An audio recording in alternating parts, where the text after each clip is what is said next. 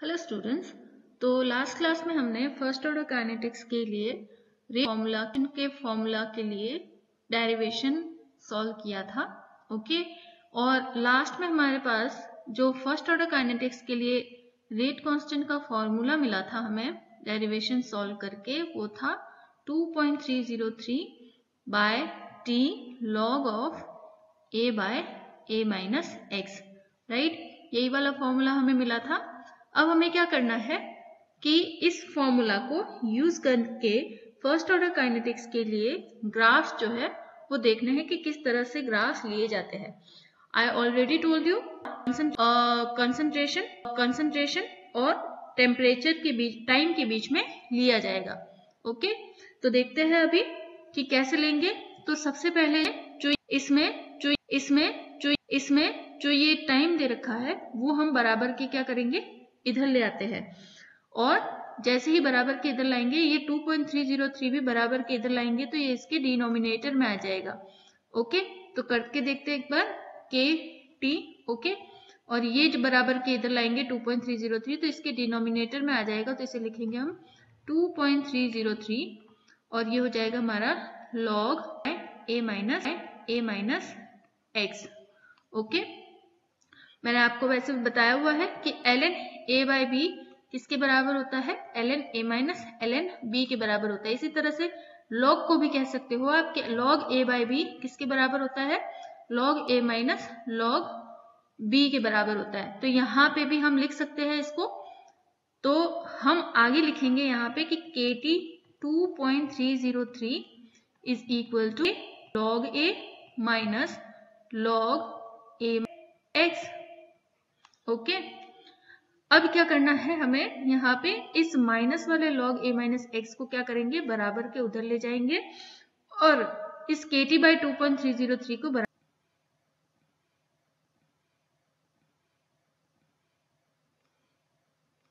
Okay okay okay okay okay okay, log minus a minus X is equal to ये बराबर kt बाहर आएगा, kt by 2.30 minus में हो जाएगा माइनस में, और ये है आपका log a। ओके, देन हमें क्या करना है, यहाँ पे लीनियरिटी का फॉर्मूला यूज करना है। हमने क्लास में किया है already, y is equal to mx plus c। Okay, तो अब जब हम ग्राफ लेते हैं तो इस तरह से मान लो ये हमारा ग्राफ है। ओके, ये y एक्सिस है और ये है x एक्सिस। y एक्सिस पे मैंने बहुत बार बोला है, यहाँ पे क्या आएगा, सिर्फ कंसंट्रेशन लेंगे। यहाँ पे कंसंट्रेशन हमारी है log a माइनस एक्स और x एक्सिस पे आएगा आपका टाइम। ओके, तो आपको दिख रहा होगा कि ये जो है वो माइनस में है आप। तो यहाँ पे जो m है यानी कि स्लोप है वो किसके बराबर होगा, ये बराबर होगा k बाय 2.303 और स्लोप कैसा आएगा, माइनस में आएगा। ठीक है, t तो हमने x एक्सिस पे लिख दिया, तो ये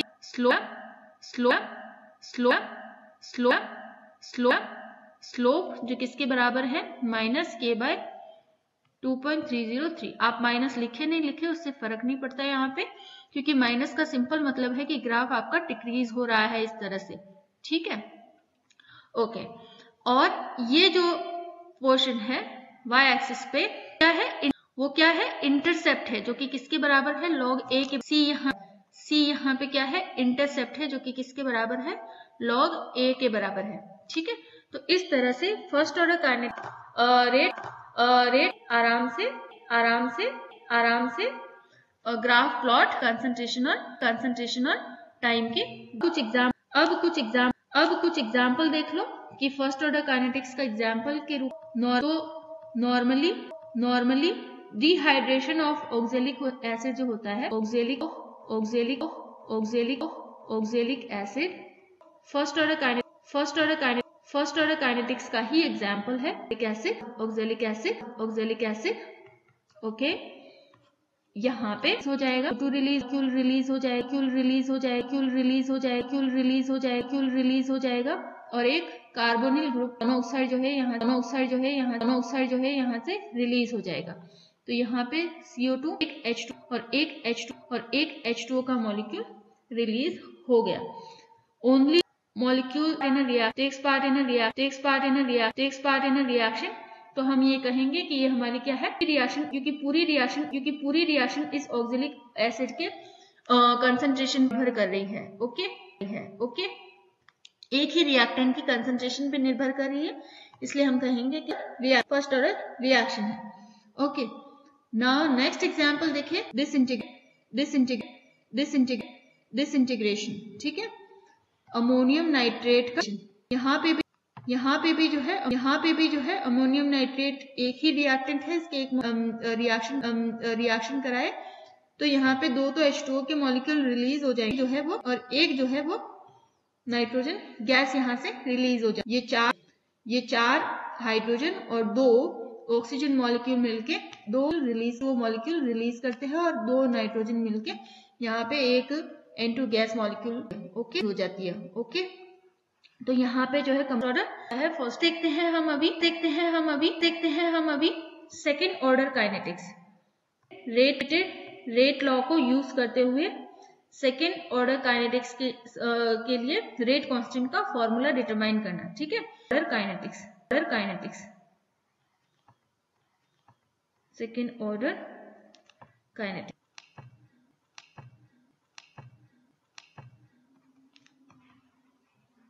Derivation for second.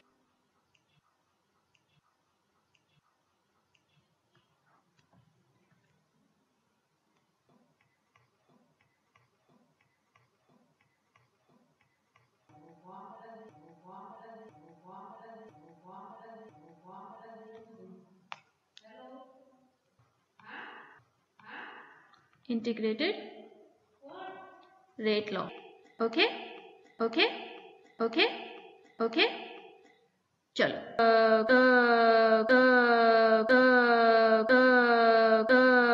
Constant derivation करने के लिए हम देखेंगे कि यहाँ पे सिर्फ एक ही के केस में सेकेंड ऑर्डर के केस में दो concentration same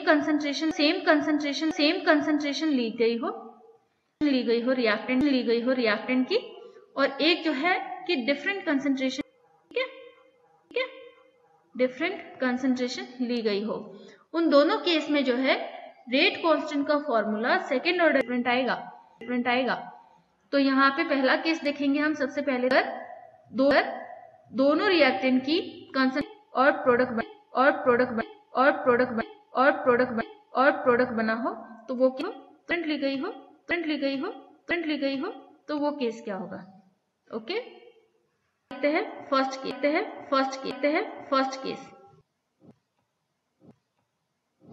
for same concentration. Start derivation अपना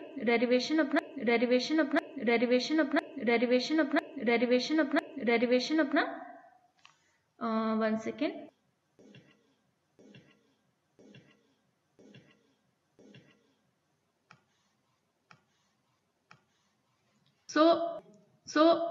सो सारे हमने डाले हैं जीरो ऑर्डर के लिए भी, फर्स्ट ऑर्डर के लिए भी। उसी तरीके से क्या होता है, इसमें रिएक्टेंट में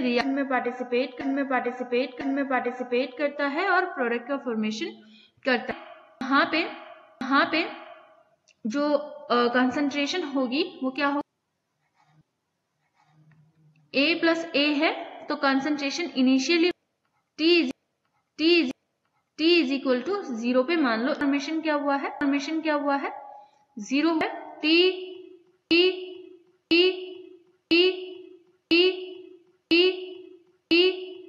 टाइम पे अगर प्रोडक्ट X बना है दिया है रिएक्टेंट की कंसंट्रेशन बची रह जाती है T ओके टाइम पे। ओके, क्योंकि बाकी तो जो है वो प्रोडक्ट में कन्वर्ट। अब यहाँ को इंटीग्रेटेड रेट लॉ को यूज में लेना है। Minus D by D X लिखोगे, किसके प्रोपोर्शनल लिखोगे, वो प्रोपोर्शनल हो, वो प्रोपोर्शनल हो, वो प्रोपोर्शनल हो, वो प्रोपोर्शनल हो, वो प्रोपोर्शनल हो, वो प्रोपोर्शनल हो, वो प्रोपोर्शनल हो, वो प्रोपोर्शनल हो, वो प्रोपोर्शनल हो, वो प्रोपोर्शनल पे लिखा, हमने यहाँ पे लिखा, हमने यहाँ पे लिखा, हमने यहाँ पे लिखा, हमने यहाँ पे लिखा है, यहाँ पे लिखा है, यहाँ पे लिखा है, यहाँ पे लिखा है, यहाँ पे लिखा है, यहाँ पे लिखा है। ओके राइट, नेक्स्ट करते हैं कि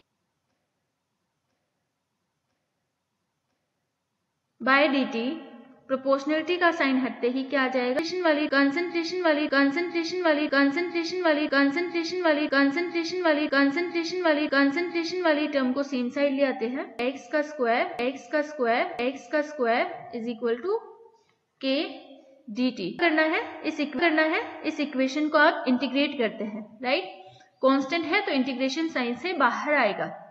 ओके राइट, कि हम क्या करते हैं यहाँ पे, अगर a माइनस एक्स, या फिर सिंपली मैं अगर कहूँ यहाँ पे कि 1 बाय एक्स स्क्वायर को अगर इंटीग्रेट करना है dx के रिस्पेक्ट में, तो हम कैसे करते हैं, उसके लिए हमारा फॉर्मूला होता है n लिख देती हूँ, n plus 1 by n plus 1, इस तरह से सॉल्व करते हैं। पर हमारे पास यहाँ पे क्या है, a माइनस एक्स का स्क्वायर, हमें इसे सॉल्व करना है, तो हम क्या लिखेंगे यहाँ पे, हम लिखेंगे 1 बाय a माइनस एक्स का स्क्वायर, इंटीग्रेट करना है dx के रिस्पेक्ट में, तो आगे सॉल्व करते हैं, इसे आप इस तरह से भी लिख सकते हैं, ठीक है, a माइनस एक्स की पावर -2, ये जो डिनोमिनेटर है, डिनोमिनेटर में है, न्यूमरेटर में जाएगा तो -2 हो जाएगा, ठीक है। अब यहाँ पे आपको एक तरह से क्या मिल गया है, रुको, ये थोड़ा मिस्टेक हुआ यहाँ पे, इसे भी जो है वो क्या करते हैं, पहले x की पावर -n कर देंगे, ठीक है, और फिर जो है इसे सॉल्व करेंगे dx इस तरह से, तो यहाँ पे भी ये माइनस आ जाएगा, ओके। इसी तरह से इसी के केस में a माइनस एक्स की पावर -2 के केस में हम इसे सॉल्व करते हैं, ठीक है। तो यहाँ पे मैं इसे हटा देती हूँ एक बार, ताकि आपको इजी रहे, ओके। तो यहाँ पे इसे इंटीग्रेट करना है dx के रिस्पेक्ट में, राइट।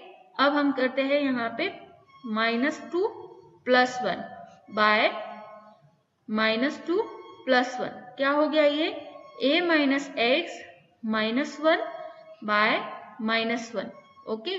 तो इसे आगे सॉल्व करोगे तो क्या हो जाएगा, ये इनवर्स में दे रखा है, ये माइनस ऑलरेडी है यहाँ पे, ठीक है, ये माइनस तो लिखा ही जाएगा, इनवर्स में दे रखा है तो आप इसे इस तरह से लिख सकते हैं, ठीक है। अब ये तो हमने सॉल्व कर दिया, ओके।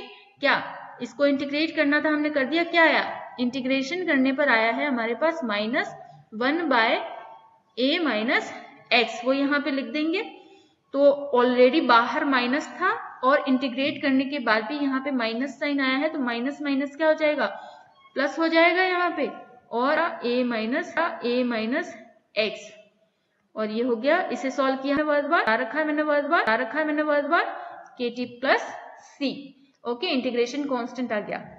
नाउ कंडीशन लगाते हैं कि if t is equal to 0 then x will be equal to 0, okay. t time 0 पे प्रोडक्ट की कंसंट्रेशन भी क्या रहेगी, 0 रहेगी, तो इसे कहाँ पुट करना है, इस वाली इक्वेशन में, ठीक है।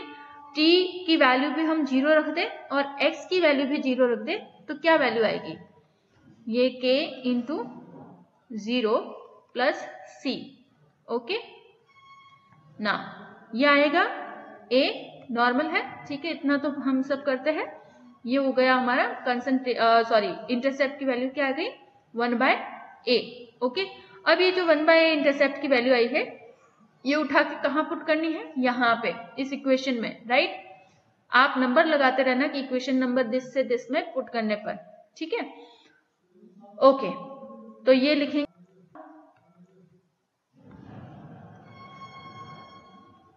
a minus X is equal to kt plus 1 by a, right. ये करने के बाद हम यहाँ पे लिखेंगे 1 बाय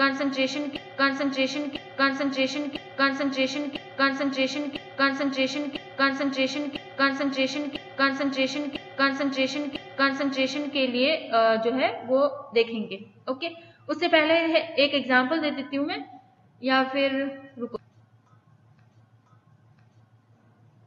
एग्जाम्पल पहले लिख लो। एग्जाम्पल के रूप में यहाँ पे 2 ओजोन के मॉलिक्यूल लिए जाए तो वो 3 ऑक्सीजन के मॉलिक्यूल का फॉर्मेशन करता है, और 2 N2O के मॉलिक्यूल लिए जाए तो वो 2 तो नाइट्रोजन गैस के मॉलिक्यूल का फॉर्मेशन करता है और 2 ऑक्सीजन गैस के मॉलिक्यूल का फॉर्मेशन करता है। ये हो गया सेकेंड ऑर्डर के लिए कंसंट्रेशन के लिए एग्जाम्पल। अब जो है इसी के लिए सेकेंड ऑर्डर सेम कंसंट्रेशन के लिए अगर आप हाफ लाइफ देखना चाहे तो आप कैसे निकाल सकते हैं हाफ लाइफ। तो यहां पे हम हेडिंग लगाते हैं half life. Half life half life में सिंपली आपको क्या करना है, हाफ लाइफ का डेफिनेशन मैंने बताया हुआ है आपको, ठीक है। अब क्या करना है कि हाफ लाइफ का मतलब है कि t is equal to T half time पे, यानी कि टी हाफ टाइम पे वह टाइम जिस पर जो इनिशियल कंसंट्रेशन है रिएक्टेंट की, ठीक है, वो आधी रह जाए, यानी कि x क्या हो जाए यहाँ पे a/2 रह जाए, ठीक है। कितने टाइम पे, टी हाफ टाइम पे। उस केस में जो वैल्यू है वो आप किस तरह से निकालेंगे हाफ लाइफ की, तो रेट कांस्टेंट का फॉर्मूला यूज करते हुए निकालनी है। टी की जगह आप सिंपली रख दो टी हाफ, ओके। अभी फिलहाल, और क्योंकि अभी फिलहाल हमें पता नहीं है तो x जो है वो ये हो गया। अब a माइनस एक्स, x की जगह हमें क्या पुट करना है, सिंपली ये पुट करना है इनिशियल कनी इनिशियल कनी इनिशियल कनी इनिशियल कनी इनिशियल कनी इनिशियल कनी इनिशियल कनी इनिशियल कनी इनिशियल कंसंट्रेशन की आधी रह जाए तो वो समय क्या कहलाता है, टी हाफ कहलाता है। तो यहाँ पे x की जगह क्या पुट कर देंगे आप, a/2, ठीक है, ओके। तो टी हाफ यानी कि मैं बराबर के उधर ले गई इसे, और ये रेट कांस्टेंट। अब इसे जो है आपको सॉल्व करना है। अच्छा, यहीं पे नहीं लिखना है, ये भी x है, यहाँ पे भी आप लिखेंगे a/2, ओके। तो ये तो हो गया अब ये नीचे जो कोष्टक में a/2 है इसे आपको सॉल्व करना होगा, ठीक है। कैसे करेंगे, a माइनस a/2 यहाँ पे, राइट। तो इसे सॉल्व करो, क्या आ जाएगा यहाँ पे एलसीएम के फॉर्म में 2, इसे करोगे यहाँ पे सॉल्व तो ये आएगा आपका 2a, और ये 1 टाइम और 1 into a is equal to a, okay. Minus किया, 2a में से 1a माइनस हुआ तो a आया, और बाय 2। तो यहाँ पे इस कोष्टक में जो दे रखा है वैल्यू, उसे सॉल्व करने पर ये आया हमारा a/2, और ये मल्टीप्लीकेशन में ऑलरेडी a है, तो a/2 से a/2 यहाँ पे कैंसिल आउट हो गया, ठीक है। अब कैंसिल करने के बाद देखो 1/2 1/2 1/a, ओके। और यहाँ पे k तो था ही ऑलरेडी, तो ये हम लिखेंगे k। तो ये हो गया हमारा टी हाफ। यहाँ से क्या पता चलता है कि सेकेंड ऑर्डर रिएक्शन में जो टी हाफ होता है वो किसके प्रोपोर्शनल होता है, वो उसकी कंसंट्रेशन के इनवर्सली प्रोपोर्शनल होता है। टी हाफ जो है यहाँ पे उसकी कंसंट्रेशन के इनवर्सली प्रोपोर्शनल होता है। T half second order same concentration के केस में, राइट। तो चलो आज की क्लास में इतना ही। नेक्स्ट क्लास में हम डिफ के लिए सेकेंड ऑर्डर रेट कांस्टेंट का डेरिवेशन सॉल्व करें। Initial concentration